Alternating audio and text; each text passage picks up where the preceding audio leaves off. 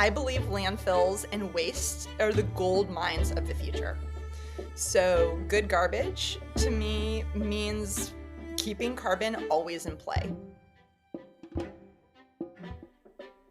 Hello, hello. Welcome to the Good Garbage Podcast. My name is Ved Krishna. My primary reason for existence has been to find ways to leave our wonderful planet cleaner.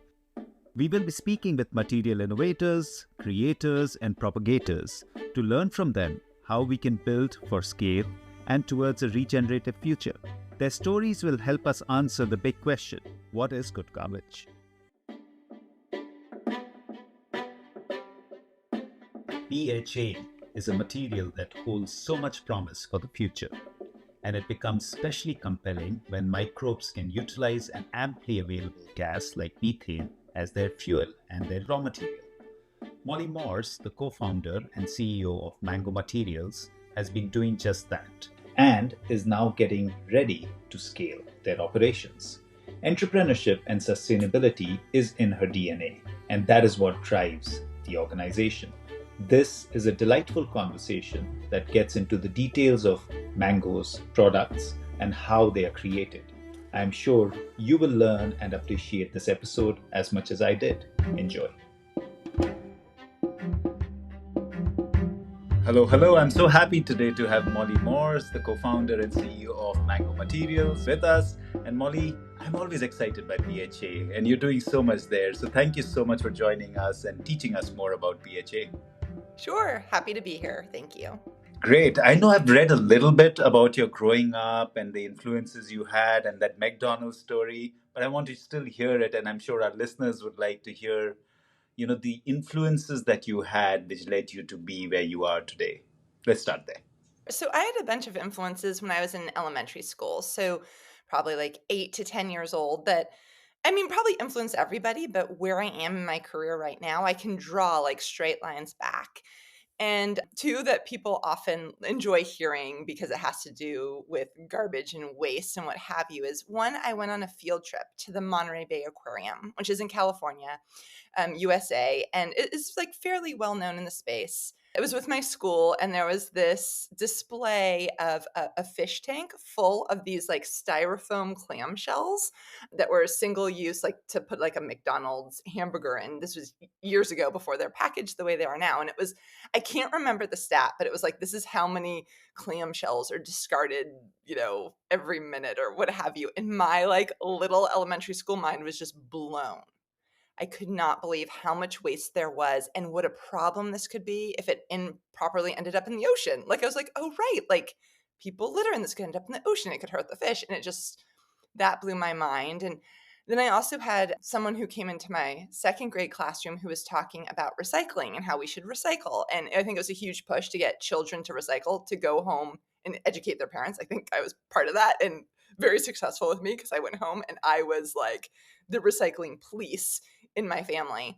But it also made me, I built as like a small child a compost facility in our backyard, like totally attracted like rats and stuff. But that was my very, very beginning, being like, wow, all this stuff we put in our trash can, like, where does it go and what happens to it? And that's a thread that followed me actually through college, where I took a class on garbage or solid waste management, all the way to my career today, which is trying to address plastic pollution and find alternative solutions to the materials we use. So, as somebody who grew up in India and before I shifted to US, we lived on a mango and lychee orchard with at least 20 different varieties of mangoes, and I had to try every one of them every day. So, the mango season was like 10 mangoes a day at least. So, so why did you choose Mango Materials? That's such a cool name. So, I wanted to know where it came about. Yeah, so I would have been so jealous, and I would have needed to be your friend to come over and try every 10 Yeah, mangoes every we are, we, day. we are going there one day. We'll come to the farm to Yes, India yes, I'm together. coming. Be right there. Hold one sec. So, when we were incorporating the company, first off, me and my co-founders were very technical. I have a PhD in engineering. I have a very sort of technical company. We grow these bacteria called methanotrophs. We do gas fermentation. The product we produce is formulated polyhydroxyalkanate. It's super, super technical. So, one of my co-founders was like, oh, we should call ourselves like polyhydroxyalkanoate incorporated or whatever. I'm joking. And I was like, no, no, no, no, no. I'm like, no, this needs to be simple. It needs to be approachable. We wanted to name the company after like a fruit or a tree or a plant, something natural sounding that was very approachable. And me and one of my co-founders, our favorite fruit is mango, and mango materials worked. We also weren't positive at the time if we were going to be focused just on like polymers versus like biocomposites. And so mango materials worked. We named the company after our favorite fruit. It was that simple. It has nothing to do with mango.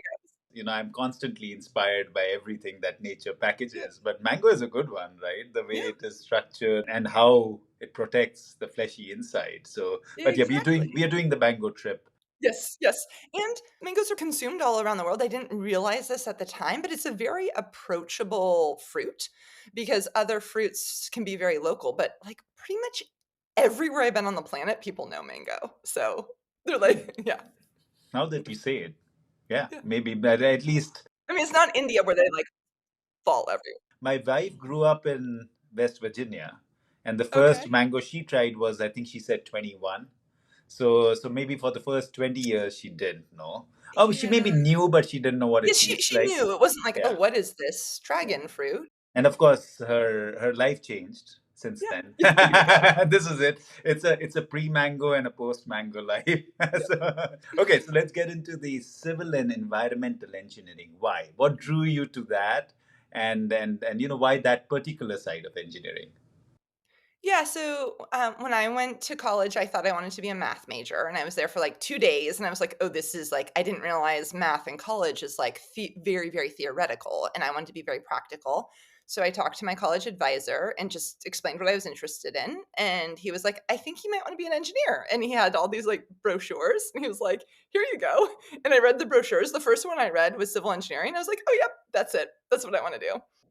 And so, yeah, I've loved engineering all the time. I wasn't and now there's tons of programs to expose high school students and whatever. I thought, like, engineering was for, like, boring I don't know, but now I think it's a lot more well known. You remind me of a friend now, and he was on the show actually. It's a company, I don't know if you know them, Temper Pack.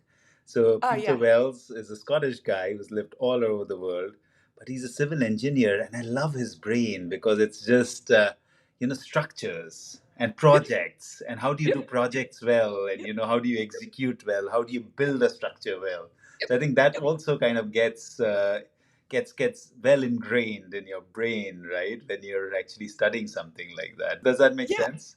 Oh, for sure, and I think it's something I think about because I think I was trained for so long to think a certain way that it influences everything I do. I think it influences how I start a company. And it's just like, "Okay, we have a problem. What are the possible solutions and how do we get there?" And I'm very, like, systematic about it, even if it's, like, a people problem or like a oh, someone didn't follow the correct standard operating procedure, SOP, in my company. Like, what can we do to fix it and make sure it's fixed next time? And let's have a procedure with a checklist. And I'm like that with pretty much everything. And I think it's because I was trained as an engineer. It's a funny thought, but I was thinking, I want to see how she cuts mangoes. As you were saying, you're so I'm structured. still figuring out the best way, and I'd love to just eat them. But yeah. I'm going to get that one right too. So tell me about meeting Allison and Anne. What I read was that it was during your PhD, and how did that spark fly, and how did you guys eventually decide that you want to do something together? Yeah, going back on it, I think we were really it was a fortunate accident that we ended up with the combination of co-founders that we did. And like when we were starting the company, I read a whole bunch of books and I knew that people problems are often what killed companies and fights with startup co-founders are incredibly common. So we knew the numbers, but we're so engineers, we're like, no, like what we do is really hard. We feed like gas to bacteria. Like how hard is that? If we're gonna fail, it's gonna be because we can't figure that out. So we knew this, but Anne Allison and I, we were both PhD students together. We were in the same lab, working on the same project. So that's how I knew Allison. And then Anne and I met at an anaerobic digestion conference in Milwaukee, Wisconsin. A great place to meet co-founders.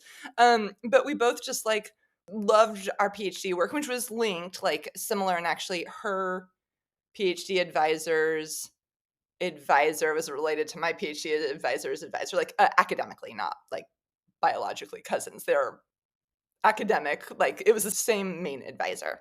And so we just, like, we loved talking about each other's work. Her PhD was on the production of methane. Mine was on the biodegradation of polymers to methane. So we just hit it off instantly.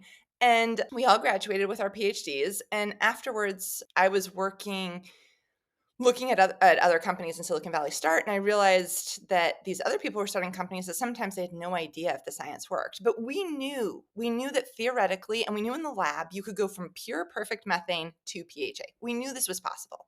So like if these people can start companies, like I can start a company.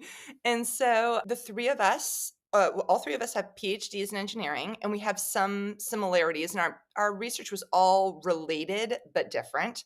And now we all run different parts of Mango, and it's been many, many years. And let me tell you, I think there was an element of luck, and it was also an element of people that are going to go on a journey with you have some level of trust with each other because, yeah, here we are, and it's still working, and we still get along. So, Yeah, that's amazing. It is serious luck.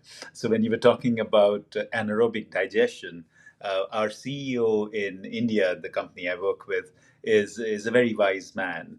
And I remember because I was like really putting in a lot in his work at one point. So one day he tells me, in a effluent treatment plant, there are two kinds of agitators, a stationary agitator and a moving agitator. So you have to realize I am the stationary agitator and you are the moving agitator. You only go where oxygen is needed. You don't yep, just turn up, where I don't yep, need oxygen. So I thought that's such a great anecdote, and I've used it so much because and it yep, stayed in my mind that yeah, like if something doesn't need fixing, I can focus on other things rather yep, than yep, disturbing him and yep, butting in and all sorts of yep, things. So that's funny. So why PHA? I know you said a little bit about methane and how it works, yeah, but as an engineer, you can get into many things, and PHA is one of those. And of course, I realize that you have an environmental side to you.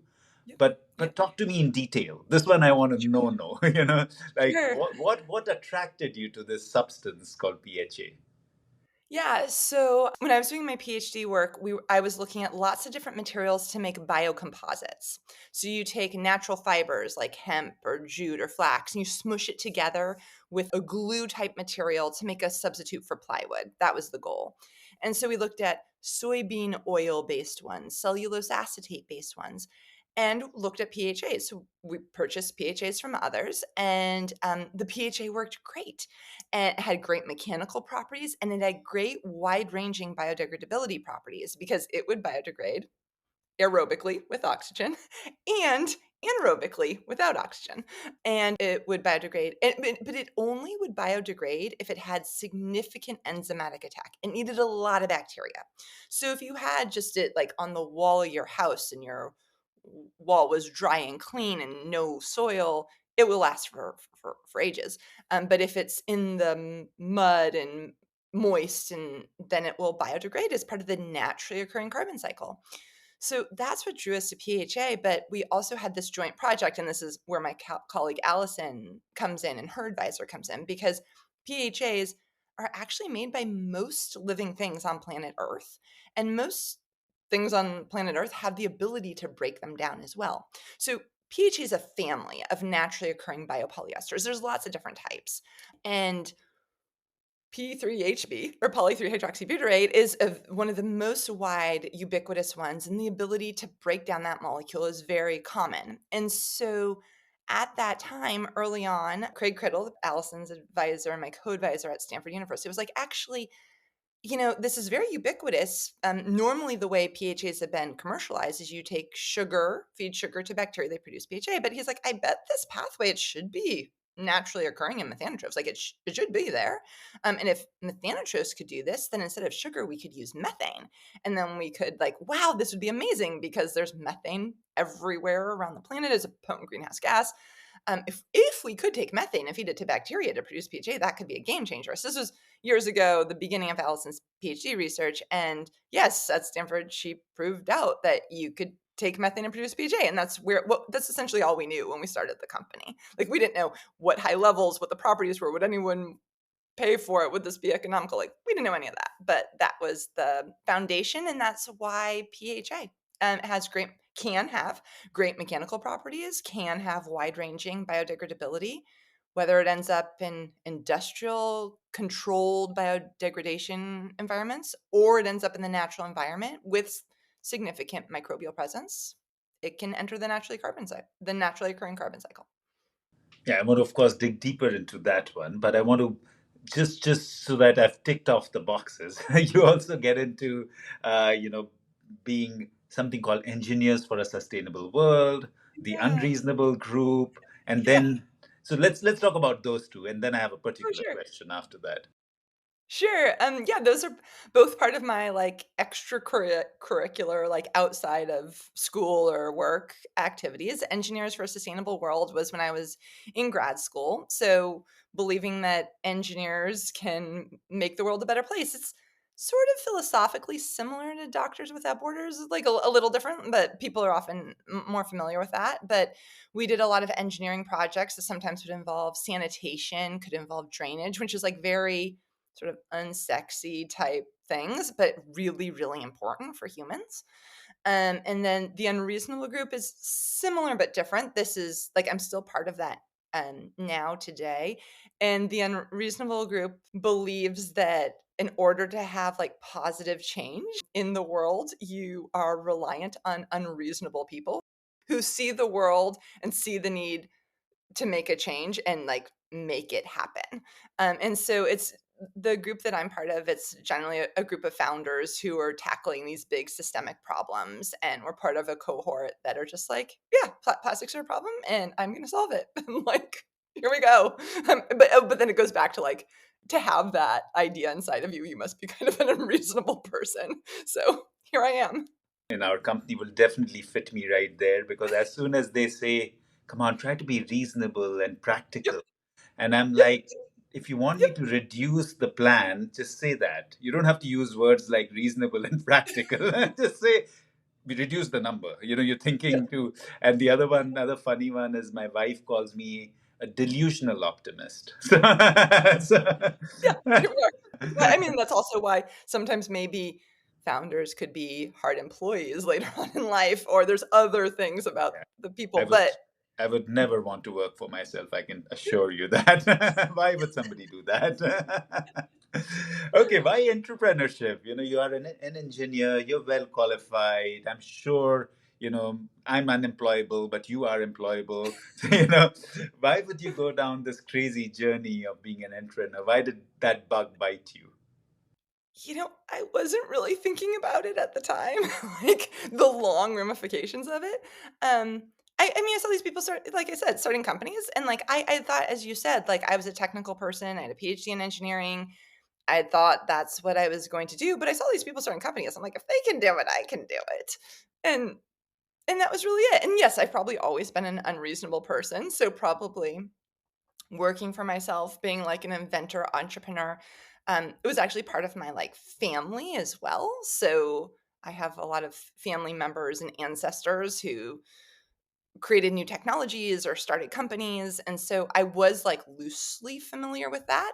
I think I had only thought I was going to be with Mango for probably like 2 years when we incorporated it. I thought it was going to be done. And here I am. It's been a labor of love. But yeah, it suits me. And now that I'm like much older and, I give a lot of talks to student groups sort of in my free time as well and see people make their own way. Looking back on it, I was like, oh, this is a perfect fit for me, the kind of person that I am, my risk profile, what I enjoy doing, what I get a thrill of. It's like a perfect match for just me as a person, which I think it's not for everybody. Yeah, that's why entrepreneurship. I was thinking you're probably going to say, now that I'm older, I'm wiser, and what was I thinking? You know, but you're like, no. I think that because we have like sort of a fourth co-founder, Bill, Uh-huh. who has never worked full time with the company, but was very, very instrumental in the beginning and is still involved. And I've told him now, I'm like, Bill, why didn't you tell me what I was getting myself into? I'm mad at you. And he's like, Molly, you would have never listened. Yeah, it's like you never want to tell your friend that your boyfriend is not really the right person for you. It Yeah. never works, right? So No, no, don't say that's that. like, this is your baby. You're now not going to Yeah. give it up. Okay, so I want to understand. get into the weeds of it. I've had a few people on this show who work with BHA. Daniel Caraway is a very dear friend. I look up to him. Then Brad Rogers at Danimer. Again, and lots of other people as well who I know, and Sanjay at Chemira, who's again working with Danimer now. Like they're collaborating with dispersions. So I actually went and visited Daniel and saw his process, and it was all vegetable oil based, and I understood that. But I want to get into the understanding on how does it work with methane, and and how does it differ? Because Danimer is similar again to RWDC, and then of course I presume there'll be differences even in the product. But let's start first with the process on how it differs and how does the bacteria act, and then we get into the product. Yeah, for sure. So the full-on fermentation process to produce PHA powder is, well, actually, to get PHA in the cell, I would say, is completely 100% different. Like you could gift me the equipment that either of those companies use, and we couldn't do anything with it. Our bacteria are gas eaters. They eat gas. So our fermentation is completely different. Our bacteria live in these deep, tall tanks where gas comes in. We need both methane and oxygen. Both those are the two key items that our bacteria need. And without them, they will not grow. So, delivering gas is a thermodynamic endeavor and the most critical thing to our organism, which means that the fermentation is just drastically different than if you're feeding some kind of oil or sugar that's either a liquid or a solid. It's completely different. Then these are gas eaters. The bacteria themselves are different. Their cell walls are different. However, at the end of the day, the molecule that they produce inside could be very, very darn similar, if not identical. So the metabolic pathway inside the organism that's the reason the bacteria are producing this is in case there's a time of famine and in case there's a time of carbon limitation, you induce the bacteria to produce high levels of PHA so they can store carbon inside their cell walls. That's what PHA is. And so the reason that happens is similar in the bacteria, I would imagine. And there's different limitations and there's different stressors you could put on the bacteria that are probably similar that would induce this PHA production inside their cell walls. So there's probably some similar biochemistry going on in terms of the stressor, but the actual pathway is going to be different. Like in us, it goes methane, methanol, formaldehyde, and you go through these different pathways in the organism that's going to be different. However, if your bacteria like ours is producing P3HB, there might be, it is possible there could be something about the stereochemistry that's different, and there could be something about the molecular weight that's different. But really, once you have it in the cell wall, you have to get the PHA out because you don't want the biomass. So once you have that situation, there's our cell walls are different. Methanotrope cell walls are different than others. But once you have that, there's going to be a number of similarities to isolate that PHA granule, to clean it, to rinse it, to dry it, to purify it. Those steps most likely could be very similar between the companies, although they would be different just because I know the methanotrope cell walls are different. So, if you have a certain technique that, like you engineered your organism to excrete the PHA granule, if you have lots of little granules, that's going to be different than if you have a big one. And then if you have a lot of little ones, how like I'm getting super technical here, but how like the protein sheath like adheres to the granule, all that could be different from the organism. So that means you would need slightly different cleanup steps, but we will all need cleanup steps. So if I was gifted that equipment, I could most likely use it or augment it to work for our process. So the key difference is upstream, completely different. And Mango Materials is also dealing with a flammable gas mixture, methane and oxygen. So, but I'm sure they have other, they probably have problems with needing to store their feedstock, or everything loves sugar. So they could have invaders and they could have like contamination with their feedstock. I'm sure they have other problems, but we have an explosive gas mixture and we need to dissolve the methane, the gas, into solution. So that's our key challenge, which they would probably, yeah, our company's technology is completely different there.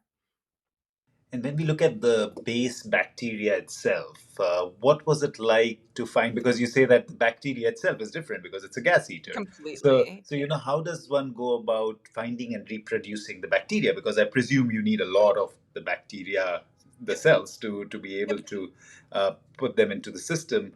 That's the first part. And the second is, what I basically saw was big tanks, right? Yep. Ultimately. So is Similar. it Yep. still kind of similar? It's just different kinds of tanks. So Yep. yeah, those two It things would be great as well. Exactly. So it's probably similar. We both have a bunch of big tanks and we probably have different probes and we have pumps around the tanks. Like there's probably a bunch of stuff that would look very similar.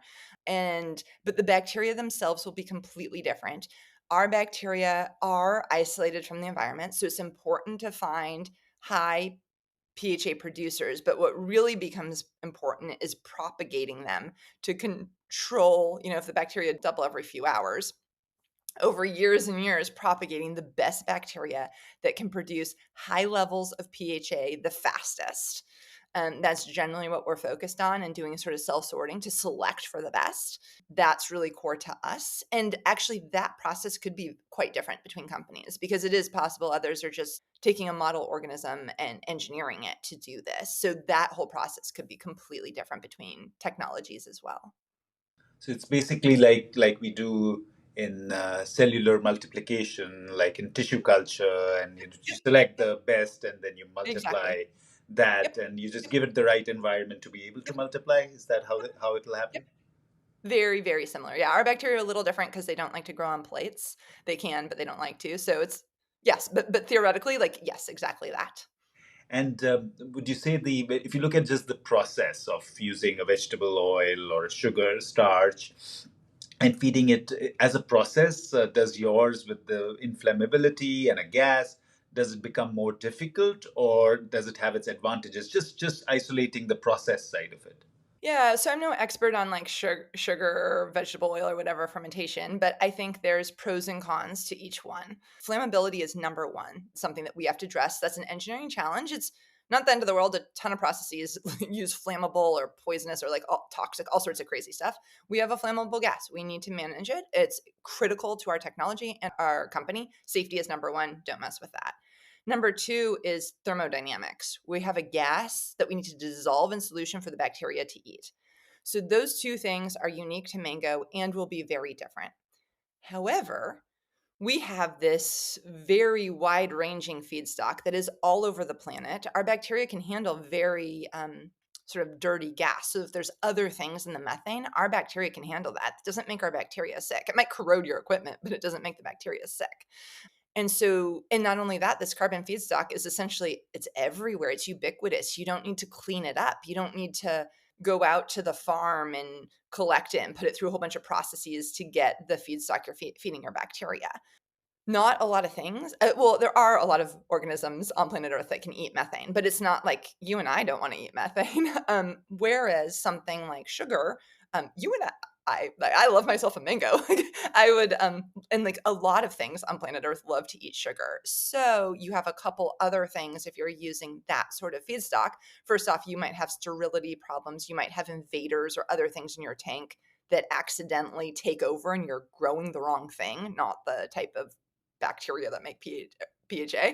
Also, you might have concerns depending on what your feedstock is that maybe that agricultural land could have been used for plants for human food consumption or for something else. And instead, we're making it for our material that's going to go into our sunglasses or something like a little more like it's not like just food to survive. So yeah, so there's pros and cons for each. I mean, we're a huge believer of methane and the C1 platform and believe that this is the feedstock of the future and we're going to have these biorefineries all over the world where everyone can use methane to make the different materials. Like this is our big dream, but there's a huge need for PHA and other materials and it's great to have lots of routes to get there. So And more power to you. Let's hope you create lots of it and keep succeeding with that.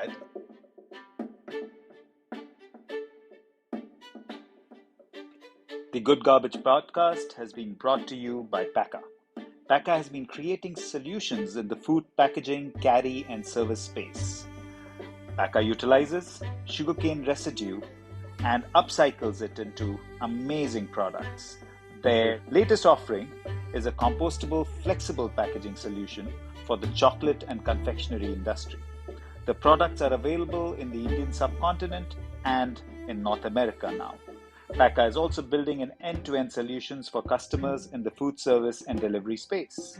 For any query, do email at connect@paka.com, and Paka is Pakka.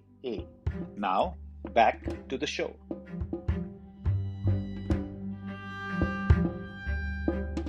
Just on the product side, you kind of mentioned BH3B. Is that what you call your structure? So, in terms of the molecular structure as well, I've heard of PHB, PHBV, PHA, and of course, this I presume it's different molecular lengths. How do these differ, and why do you choose a particular structure? And how does Yep. that help the product side, or is that just Sure. something that comes from this process? Yeah, Enlighten for sure. us on that. Sure. So I generally refer to what we do as PHA, but PHA is the family. It's like, but there's many, many types of PHA. So there's P3HB or PHB. You could call it either one. That's what our bacteria naturally produce. But then there's also PHBV, like you mentioned, PHB, HHX. There's lots and lots of different types in the PHA family. So PHA just means polyhydroxyalkanoate. So this is this whole family of polyesters. And so they all have sort of similar structures, but if you have P3HB versus P4HB or versus PHBV, hydroxyvalerate, or HHX hydroxyhexanoate, you're going to have slightly different molecular structures and you're going to have slightly different properties. It's going to melt a little differently. It's going to have a little bit different mechanical properties. It's going to have a little bit different biodegradability properties. So it depends on what the structure is. So the reason we produce P3HB is because it's what our bacteria naturally do.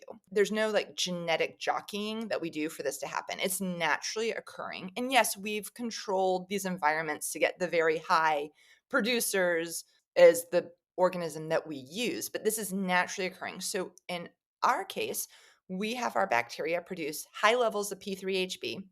And some people might say, oh, it's a little brittle or what have you. And wait, first off, there's a lot of things you can do once you have the PHA inside your cell walls and you need to clean it. A lot of those processes can actually influence your like it can kill your molecular weight or it can augment the properties. Every time you kind of heat and cool, it's possible something's happening. But what we try and do is have very high levels of P3HB and then we formulate the material. So we'll add a little bit of, depending, I mean, maybe we won't. You can use it straight for some applications. But for a lot of applications, we formulate it to add maybe a tiny bit of nucleating agent, a tiny bit of plasticides, or something to augment the P3HB properties so that it can melt and flow and have the mechanical properties that end customer desires. Now, it is possible, instead of doing that, to engineer your organism to change the format of PHA to have better melt characteristics or to have different mechanical characteristics. So maybe you want something that's more ductile than P3HB. You could engineer something in the organism to have those unique properties. So there are a number of companies. Mango doesn't do that. We're just like, our organism does P3HB. That's all we're doing. And produce really high levels, really pure, do it again and again and again, and then formulate it afterwards. That's what we do. But others could engineer the organism, and that's super cool because then you have the exact molecule you want. But then you have to do all the microbiology and what have you. So it's just sort of, it's like artists, it's a different vision, a different approach. We like ours. And hey, because we produce P3HB, if we blend it or add it to a different form of PHA with different characteristics, that might give you the perfect material for a specific application. So we'll purchase PHA from others. And some people, you might think like, oh my gosh, is that your competitor? I was like, well, we wanted to produce P3HB and there's different reasons to have others. So we'll purchase it from others to get the perfect formulated pellet for somebody else. So anyway, the PHA family is really amazing. Like you can totally go down a rabbit hole, which we don't. We're just doing P3HB, but you can like you can get these long side chains and you can get really, really unique properties. And that's also going back to like one of your very first questions.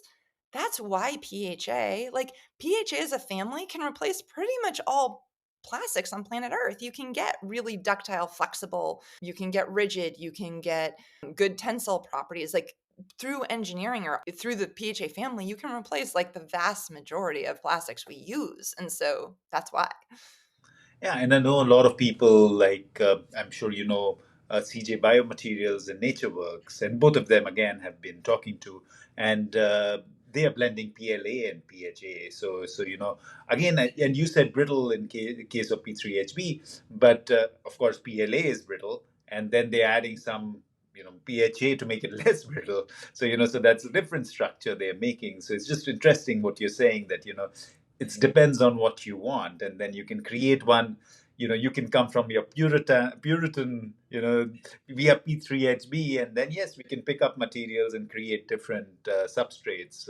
Again, what about productivity? When you look at productivity vis-a-vis a different production system, how does it differ? Like, I don't know, how would you measure it as well, per ton of material, or I don't know. Like, again, I'd love to learn, how do you see productivity, because it will link to my next part, which is cost, right? So, because again, those two things vis-a-vis, again, maybe vegetable oil or starch or whatever, how do you see it? Yeah, so if you look in like the academic literature, people love to be like, "Oh, what's the doubling time of your bacteria?" Or, "What's the percent PHA cell mass? Like, can you get like 90% of your cell to be a PHA granule?" Or, "What's the grams per liter per hour of PHA that you can produce?" So it's like grams of PHA per liter of fermentation broth per unit time. Like people get really fixated on all these things, and I think it's cool. I love to see like the general trends and all that, but at the end of the day, what really matters to us is like how much feedstock do you have coming in? How much methane or sugar if we're comparing it? And then at the end, how much powder or really formulated pellets, but like how much powder do you have coming out? And actually where what we found is like a lot of the areas to optimize, people love to get into like the organism and the genetic engineering and how do we fix that? But you know what? If you have a process where you're trying to you're trying to isolate your PHA granule from the water and you're trying to dry it, and it turns out like that system isn't very efficient and like powder's falling out and going down your drain into your waste. Like we through our like mass balance analysis, we realized that like that's where we're losing a lot of it. It's in the downstream processing steps, like separating out the water, cleaning it, purifying it, drying it. And so we try and look at just grams or liters of feedstock coming in, so like gas coming in and like PHA going out. And so the other way to compare it is also just looking at the stoichiometry of how you take methane and convert it within the organism to the PHA molecule. So you can look at how much carbon you need in your feedstock to how much carbon you get in your PHA molecule. And actually, that's why we love gas fermentation, is because it's so low cost. Like the amount of, oh, this gets to your next question though, is you really need to get scale to enjoy that. But if we were to make 1 billion pounds of methane based PHA powder, you're no way can you beat the price of the methane molecule paying for that compared to something like sugar or a different feedstock. If you want 1 billion pounds of low cost PHA powder, you need to use methane as your feedstock because that's the way to drop the cost. However, we need to be at those big scales and we need to get there for that to be our biggest cost factor. Yeah, yeah. Would you call it like yield in terms of, usage in this? Like, because I've heard of all sorts Yeah. of numbers, right? Like 80% getting converted, like you were saying, what is the molecular weight? And down to 30% as well, so Yeah, exactly. So if you're talking about something that's like 30 to 90%, it's probably the percent PHA cell mass, the weight of the PHA compared to the weight of the overall cell mass. That's probably what they're looking at. Same the yield, yeah, you're probably looking at like grams per liter. Yeah, and people get like really into this. yeah, very geeky. And I want a low amount of feedstock I'm paying for, and I want on spec, on price point, PHA powder or really ideally pellets, but that's a lot more straightforward engineering going from the powder to the pellets. I mean, there's a lot of art there, but in terms of losses and cost, it's more straightforward. Yeah, I like to look at the overall process. But yeah, especially in and that's actually one thing that's unique about PHA is like all the academic work, yeah, they get really into that, which is cool. Like, yes, all that work should happen, and we will read all the papers and learn from it. But Yeah. So, what about homogeneity when you look at a gas-based production? In a way, you're a Puritan P3HB. So is that also because it's quite homogeneous, or do you still have to? And it's just the way the process works. Exactly. So our bacteria will only eat methane and will only produce B3HB. So other technologies will be different. Other ways to do this will be different. But if we dumped tons of sugar into our tank, like maybe something else would eat the sugar, but like we're creating an environment where you have to eat methane to survive. They're only yeah, there's not contamination. That's the only thing they will do. So you can't feed them another carbon source. You don't want They to give them indigestion. no, no. But actually, so other organisms, if you change the carbon feedstock, you change like the number of chains in the carbon feedstock, it might change the PHA structure. Not for us, but for others, I think that's possible. And so then it's like, oh, we have a different carbon feedstock. Now we're getting a different product, or slightly different product. That doesn't happen to us. I know that's relatively easy to get oxygen, but you said methane is also abundantly available. So do you have to actually buy methane, generate methane? How does it work? You just get it in tanks and feed it? Is that how it works? We're actually currently co-located with a methane producer. So we actually have an Super. agreement with the municipality, and we have been located on sites where the methane is produced. So that is a limitation in the future. Our hope would be you could just be located anywhere on a natural gas pipeline. But yes, we pay for the methane and we are located where the methane is. We do not tank it or ship it. We do ship the PHA pellets, but we are converting that gas into a solid on site where the waste methane is. Yeah, and any sewage plant or any even a Landfill. landfill, they would all be Yep. generating. Agricultural facility, coal mine. Yeah. Wow. Yeah. Oh, yeah. There's a lot of places you could be Yep. co-located for sure. Yep. Yep. I And they mean, would be happy to get the methane used. We yep. we we have a sugarcane-based pulping plant, and from the wastewater we create methane, which we take to our boilers. Yep. So we Yep. just burn it. But I wish Exactly. I wish someday we will produce PHA Yep. with you or Yep. P3HB with you. Yep. Yep. So I see that you've gone for mostly textile as a usage. Why did that happen? Why did you choose this particular Oh, line of usage? well, you're probably seeing that because that's what's gotten a lot of press. But in terms of Ah, actually volumes of material produced, it's actually more on the injection molding side.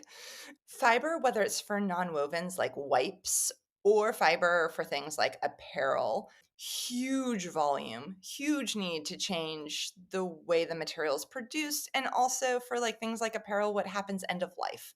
And so, sure, like we should recycle that all. But if we have microfiber shedding, if it ends up in areas without modern waste infrastructure, we want those materials to be able to go into the naturally occurring carbon cycle. And so fiber, fashion fibers is a huge volume, huge need for environmental change. So the work that we've done on that front, but the work that we've done on fiber has gotten a lot of press. So fiber is tricky. Like this is like a shoe upper made out of PHA based fiber. So beautiful. And it's totally PHA, as in the non-woven structure is like it is going to biodegrade eventually. yep, that one is. Sometimes there'll be others where maybe you have like PHA fibers in one direction and like cotton in the other or something, just to like because we're limited on how much PHA we can produce, and we don't produce fibers. Our company only produces formulated pellets. Someone else takes the pellets and melts them to make fibers. Then someone else will take the fibers and knit them to make something like a shoe upper or something else. And so getting PHA that has those melt flow characteristics that you can come out of the spinneret and you don't have strand breaks and you have the uniform melt, and then getting the material that's strong enough that it can go through a knitting machine, technically using PHA, that's super, super, super tricky. It's really hard. It's amazing. And like we knew that this was possible like years ago, and now we've proven out that it is possible. And that's why that work's gotten a lot of press. But that item isn't currently on the market. Like what is on the market is all injection molded. So this is either emblems or little other items. cosmetic packaging. So Natura, the Brazilian cosmetic company, I don't think I have any of their stuff here, but they have soap dish. So it was melted down by a company called Silgan. Injection molds these soap dishes, and the soap dishes are sold in stores and online by Natura. So that those are those sorts of applications or toys or other items are the ones that actually have we've like shipped more volume of pellets, and those are the ones that are fully commercialized. But fiber is super cool and sort of the long-term North Star, because if we want these large, if we're going to have 1 billion pounds of PHA, we're going to need a lot of volume, and fiber is a way to get there. And you've used this term a few times now, pellet and powder. And you've Yeah. used it also that it's difficult to create pellet from powder. So when the PHA is being created, what I've gotten so far is that it's like in a powder form and then you pelletize Yep. it. Is that how it works? Or what is the process? And why is it difficult to make it into a pellet? Yeah, so it's actually not super difficult to make it into a pellet. It depends what you want your pellet to do. But when it's a granule inside the organism, and then you have to separate out the cell mass and clean and dry and isolate that that granule. And so at the end of that process, you end up something with like a white fluffy powder. It kind of looks like flour or something like that. And and you could just ship that. So some PHA companies, that's their product, and they ship that white fluffy powder. However, what Mango does is we formulate. So we take that white fluffy powder and we take those other key ingredients, and what we ship are pellets. So it looks like this. And so it is possible that you just take the PHA powder and you densify it to make pellets. That's possible, nothing's added. Or you might add just a little something to help with the melt flow, help something with the strength. And in that case, you're shipping the pellets. So what we do is we produce different pellets. And I like to compare it to dough. So like you can have dough that has like flour and oil and water in it. You can have dough for pasta, or you could have dough for waffles, but it still has the same kind of ingredients in it, just different ratios. Same thing at Mango Materials. We produce pellets, but we have a different formula for fiber and a slightly different formula for injection molding. So that's like our pasta and our waffle. And so if you want to do fiber extrusion, you have to have it's similar to having pasta. You need to have the perfect recipe, because if you put your waffle dough into your pasta machine, you're probably not going to get pasta. So that's why it's really, really critical to have the perfect recipe if you're doing something like fiber. Something like if you're making a waffle, got a little more variability. It might have a couple Yeah. holes in it, but you can still eat it. Yeah, like an Italian would appreciate this last part of your explanation. Because you have to have the real dough for the real Yes. pasta. Yes. So you've again talked a lot about extrusion, for example. A lot of the formulation needs dispersion, and what I'm told is that it's a little more difficult to disperse PHA. And why is that? You know, extrusion, sure, I understand. You create a good pellet, and it has a good met flow index, and it extrudes. Yep. And Yep. and what is the challenge with dispersion? Why it doesn't blend well with water? What happens there? I know. So we're actually doing no work on dispersion. We're really focused on injection molding and then some fiber and some film. I don't know. I mean, I know there's a lot of cool stuff going on at the research level, looking at dispersions, looking at coatings, looking at like even like latex like properties.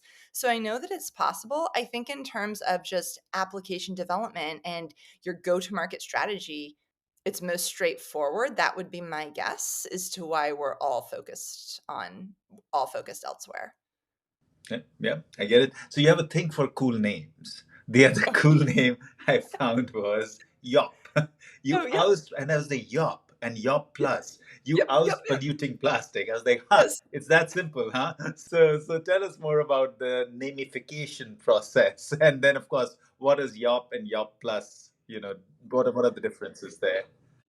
We were trying so what we make is formulated PHA, like, generally. You can't have pellets that are nothing but PHA, but even then, PHA is a family. There's P3HB and there's PHBV and a whole bunch of others. Like, oh my gosh, that's really confusing for the customer that, like, they're not really exactly the same, but they're the same family, and if you're gonna compare PHB and PHBV to, like, polypropylene, like, these 2 are in the same family. So we were trying to come up with a way that we could talk to our like a lot of the customers that talk to us are the end brand user. Like who the real customers, like who Mango ships to is the milk processor. So kind of like that example with Natura, like who we ship to is Silgan, a milk processor that like unless you're in like injection molding plastics, you probably haven't heard of. Most people like you may have not heard of Natura because they're very focused in South America, but like they've historically owned other brands. They own Avon right now, so Americans often have heard of Avon. They used to own like the Body Shop and Aesop. These are other global brands. So people will be like, "Oh yeah, I know Body Shop," or "I know," like historically they owned those. And so, but it's like the Naturas of the world that have been coming to Mango to ask for the material, even though they don't buy pellets. It's their supply chain partner. So we've been trying to come up with a way that makes it easy to explain what we do. And then also it gets very complicated very quickly because we also our feedstock is that waste methane feedstock. But if we're using other forms of PHA, they might not have that same carbon negative story because methane is often a waste greenhouse gas. Like the methane we're using right now, it would be flared if we didn't feed it to our bacteria. And so some of our brands, especially in like the fashion type space, very much care about that. They want to be able to tell their customers this is from waste methane emissions. But then it's like there's also a benefit just from it being PHA, even if it was from sugar fermentation. So that's why we have YOP and YOP Plus. So the YOP Plus is the climate positive. It's the methane based PHA. YOP can be any form of PHA. It could be methane based, but not guaranteed. It could be plant based. So that's why we have YOP and YOP Plus. And YOP is just a synonym for formulated PHA. And then the reason YOP is because we were trying to come up with a way that like the consumer has a choice. You are making a decision. And when you can choose a material, you can choose a material for the environment. So that's why we called it YOP for like you oust or to get rid of polluting plastics. Like make a vote with your wallet for the environment, like when that time comes. Yeah, you've clearly learned the art of marketing as well, then, right? You're making Oh, the that's customer a lesson. I'm an engineer by training. It doesn't come natural yet. We're working on it. We're working on it. front and center, the customer. That's my wife comes from the communication side, and she's always like, "It's not about you, dude. It's about the customer. Yeah. You don't have to talk about yourself and how cool you are. you know, Yeah. you have to make sure that the customer feels cool about using your Yeah. material, right? And that's Yeah. exactly Yep. what you're doing. So, what has it been like the customer journey? And tell me more on the difficult bits, right? Everybody will say, "Oh, my customers are great," and everybody wants to accept it, and so what are the difficulties there in convincing customers and doing the trials with them? And what has that been like? Well, I would say 2 things can be true, both of those at the same time. So our customers can be great, and I can be thrilled to have them, and at the same time, oh, there's so many different things. The PHA melts and flows differently, and most of the groups we're sending it to, almost always, very, very few exceptions, it's the first time they've ever used PHA.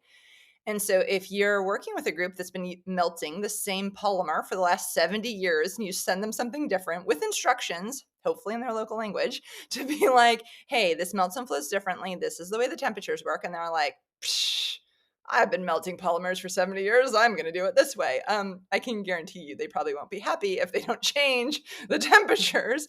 But then it's like, this is your customer and they didn't follow instructions. So maybe they like smoked out the machine and you're like, yeah, oh, we told you like not to melt it at that temperature. So, yeah, like everything in between, like, I mean, the saddest conversations I probably have, like if we're gonna be like, oh, what's really hard is like I've had a lot of big plastic users who are like, yeah, we know PHA will work. There's not enough pressure yet. Like we know you're very cost sensitive right now because you're small. And yeah, like we know that it'll work for us, but there's not legislation and there's just not enough pressure, so we're just gonna wait.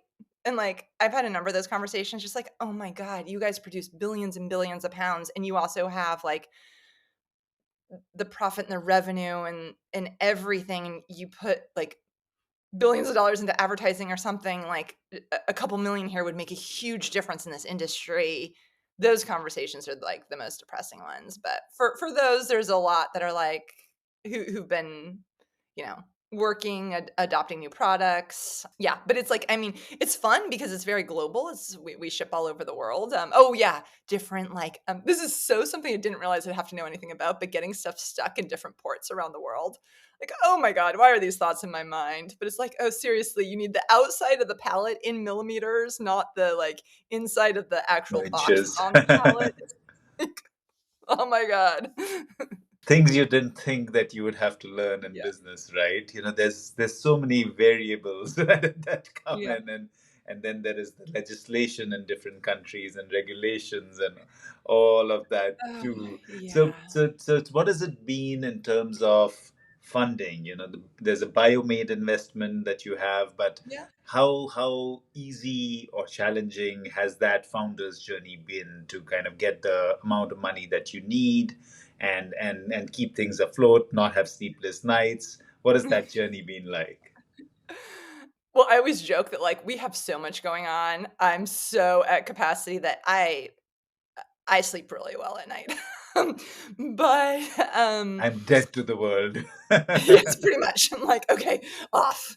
Um, I mean, it has happened a couple times in the duration of Mango. I mean, so funding's always been challenging. I mean, it's always been challenging, and here I am, still in business, money in the bank with my team. But those 2 things are true. It's hard, and people always think like, "Oh, you're in Silicon Valley, there's so much money." It's like, yeah, yes, and we're total, like, the weirdos building a factory at the wastewater treatment plant with infrastructure and pipes and tall tanks, and people come and visit us and like, "Oh my gosh, you have stuff and you're growing bacteria," and yeah, so, like, our first funding was from the National Science Foundation. It was a SBIR grant, Small Business Innovation and Research. It was $150,000. Me and my co-founders, we thought we had won the lottery. We thought this 150K was, like, more money. It was for 6 months worth of work. We thought it was, like, so much money. We were so excited. And that led to, like, a phase 2 and all this other money from NSF, and then we got money from NASA, and yes, we have the Biomade project contract and a whole slew of others. We also have done a number of rounds of equity investments, so selling shares of the company to get us what we need. And it's all worked. Here we are. Yeah, super proud of where we've been. It's also been really, really, really hard. Like, yeah, for all those grants and projects and contracts that are publicly announced, there was other things we applied for that we put our whole heart and soul into and we didn't get. And yes, we have great investors. I love our board, but for all that money that came in was tons of people that told me like, "Oh, I don't think anyone really cares about the environment." This was early on. Or like something else, So there are a lot of no's. There's a lot of rejection. I think just going back to the whole entrepreneurship journey, it doesn't get to me as much as it gets to other people. It still gets to me, like, just hearing no, no, no, no, no all day when you really need the money, and that can be a downer, but it has all worked out. I have great partners, and, like, sometimes when I talk to other people, like, if things are hard, I'm like, "This is happening, this is happening, this is happening." People are like, "Oh my god. If I were you, I'd be, like, dead right now." Um, And so have you managed to dilute to the level that you would have liked to, or have you had to dilute more than you would have liked to? As time has gone on, I'm happy and proud of the amount I've been diluted. I mean, I needed that money to get to the next stage. There was no other option. And I try to actually pick my investors very carefully. Like if we're going to be wildly successful, who else would be making tons of money and where is that money going to go? And so yeah, I'm like I'm fine. It like made sense. I did what I needed to do. I much rather have a smaller piece of a very very big pie than one tiny pie to eat myself. And like for Yeah. me, going back to my co-founders, again, I think this was something just accidental that we're all on this journey together. And yes, I want to make a lot of money when Mango Materials exits, but it's also about the journey and doing it with like the intention and the group that you love and is meaningful and trying to share in all of that. And, like and really firmly believe that you can change the plastics industry for the better, like, that's really what it's about, and yes, I'm gonna make sure I'm protected and have as much equity ownership as I can, but at the end of the day, a couple of percentages here and there to get to the next scale that you really need to, that's really what's critical, but it's been really hard. Yeah, that's the part which most founders talk about, and like it's so tough to actually get the right investors and get the money when you need it, not when And you, yeah, when you the other really thing is really want a to. lot of Sure. a lot of things can change, and they can change in the 11th hour. So if you're pushed into an exit at an unexpected time, that's often, I think, when things happen. So I don't have that on the horizon at all, but I think that when I've heard and learned of stories like that, it's like you can really get pinched then. So right now I'm in a great situation and I hope we'll have a very successful exit and I'll be poised to architect it in a way that is beneficial for all parties. But I think sometimes that happens to founders and I think it can be real when that does happen and things go bad and you get pushed down in the exit, that can be really hard. And it just hasn't happened to me yet. And what is the arrangement with? It's called Vacaville. It's Oh yeah. is that So, where you're kind of using their methane? Is that what it yeah. is? What is that Yeah, about? so, within the past year, we moved to the city of Vacaville. It's in California, sort of outside of Sacramento. And so it's been an amazing location for us. We love the city council. We love the whole city. They really firmly believe that biomanufacturing is the future, that that's where new green local jobs could be created. That's why we moved there, by the way. They have a wastewater treatment plant where they have anaerobic digesters where they produce a lot of methane. So now we have exclusive rights to that methane. They also have land surrounding it that's not like in the middle of the city. It's further out. So it's a great location to have a PHA production facility. So it was essentially our dream location. It's been wonderful. We're thrilled to be there. We're working through like design review right now. So fingers crossed for us to get this all going. But they've been great.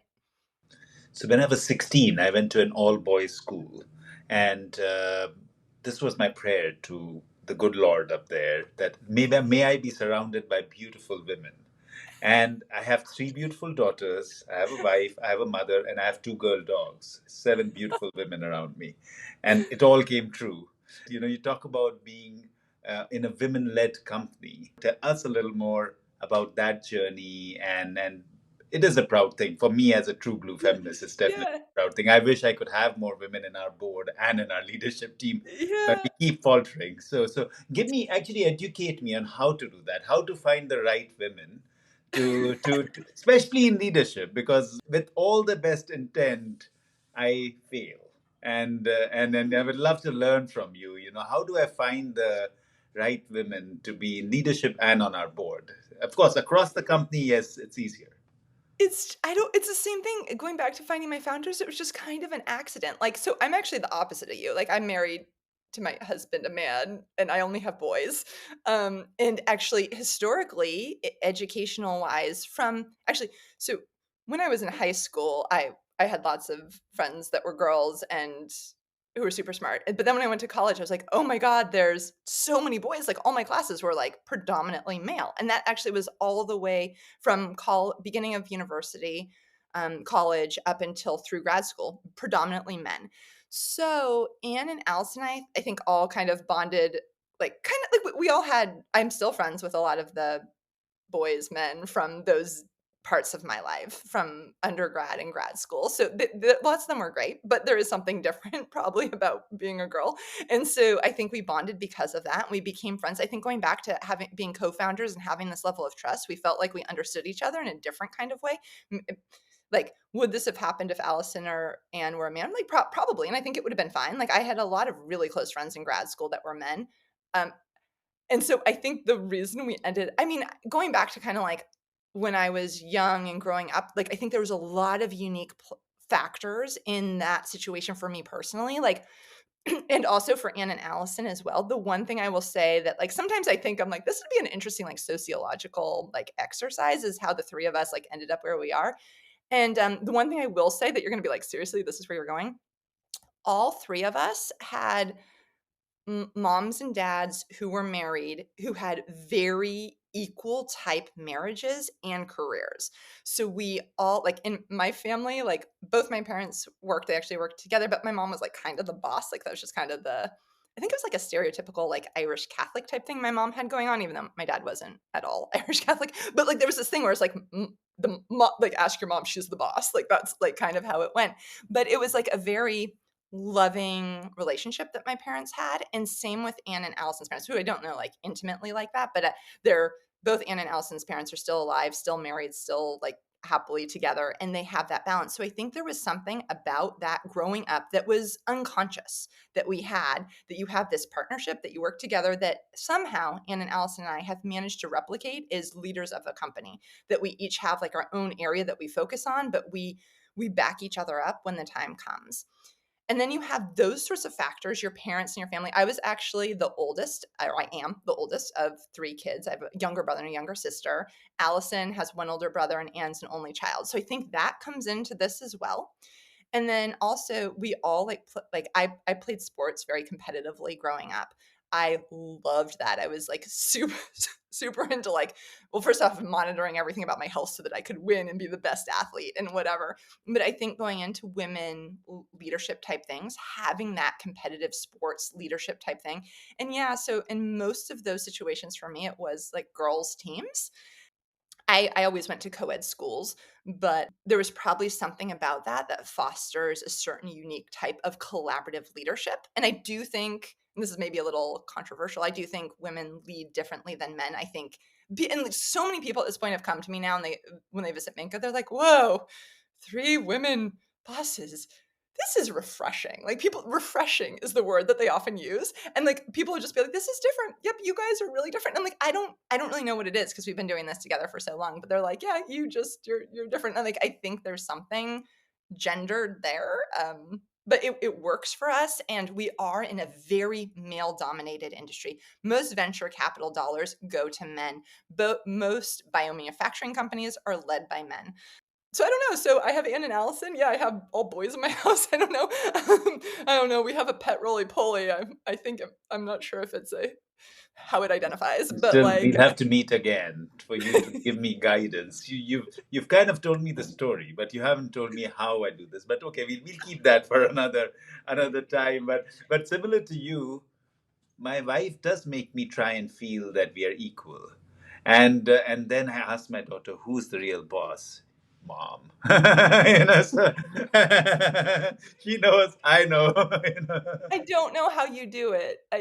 Oh, but I think it's something like that because just one thing going back to my sons, I do think that they see that. I've just heard them like talk about other friends, families, or whatever. I think there's something in that. Like I don't know how you architect it, but there's something in there that goes back to your family and your partnership with your partner that the kids see and they identify themselves in that. I think that's where the answer is. I don't know what it is. You need a Yeah, sociologist, I not an think engineer. as a company, it's always the challenge becomes the balance, right? You need technical competence, but you also want diversity, and that's where the challenge is. But yeah, it's an ongoing challenge. But if you do think of something where we can get the right women on board somehow, Yeah. will be great, because we were almost 50-50 in our leadership team, and now it's literally like 80-20 again. So, but that's okay. We'll figure it out slowly and surely. Okay, so I'm coming to the closing time, but I'm happy to hear if there are things you want to talk about. But the one thing that I want to go towards is, what's the dream? So if you were to look in a crystal gazing ball and see the future 5 years hence, and there were no barriers at all for you in terms of money, in terms of talent, in terms of technology, what would it look like? What would Mango Materials look like? And what would you have achieved? What would that dream look like? It would look like billions and billions of pounds of PHA produced from methane all over the world. So it would be production facilities. And then not only that, if we're talking like 10 or 20 years in the future, you could use our technology in deep space because there's methane there. So the big long-term dream would be that PHA is the main type of polymer material being used in our everyday lives for any kind of like disposable type application. So, and like as part of that journey, I'm seeing it everywhere, like out on the streets. It's used for packaging. It's used for all food packaging, cutlery, like any kind of plastic bag. We take all our organic food waste. We take all our PHA. We put it all in a single bag. We take that bag. We put it back to the anaerobic digester, thrash it up, produce methane to make, yeah, PHA, but also to make electricity, to make fuel, sure, heating, like I think we mentioned at some point in this call. Use methane for all of that. We have a C1 platform, make those materials locally, use the carbon locally all over the world, have these resilient communities that are making their materials on demand going methane to PHA. That would be the billions and billions of pounds, dollars dream. Definitely more power to you. And anything else, Molly, that I might have missed and you want to add about Mango Materials, about your journey, about the way forward? No, I mean, I think that covers it. Like, I mean, I think I feel just enormously privileged to be able to do something that I love and that I'm passionate about, and to do it with people that I really care about. And at the same time, it can also be really stressful and a lot of pressure, and you need more money, and you need more people, and you need more material, and you need more customers, and you need more time. And so all that can also be stressful. For me, it's a perfect match. And so for anyone else who thinks they see their thread and thinks they could be that too, I firmly believe that anything you might be lacking, you can learn and figure out.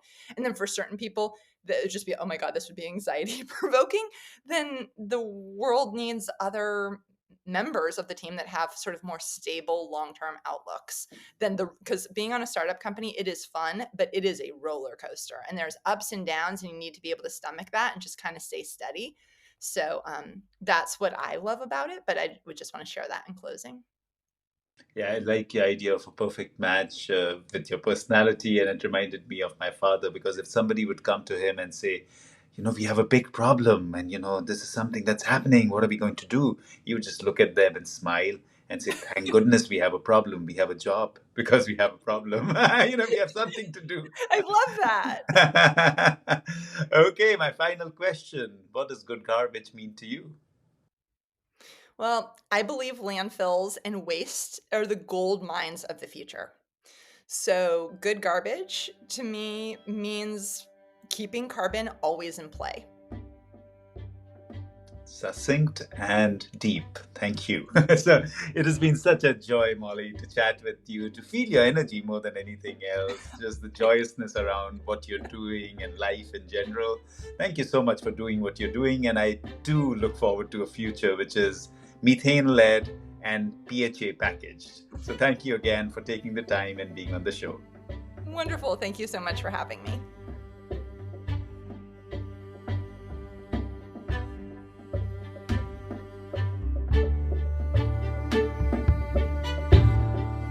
Thank you for listening to the Good Garbage Podcast. Follow us on social media to never miss an episode.